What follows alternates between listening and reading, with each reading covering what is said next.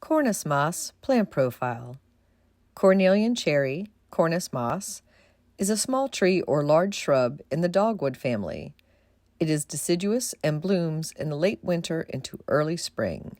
The flowers are a clear yellow and are held out on short stems along the branches.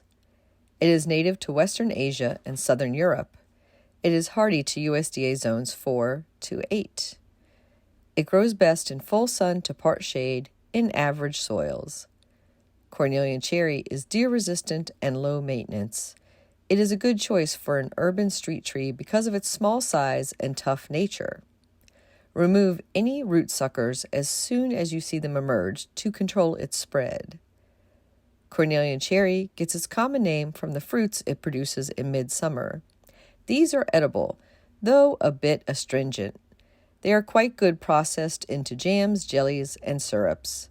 The fruits are also eaten by birds and squirrels. Cornus moss, you can grow that.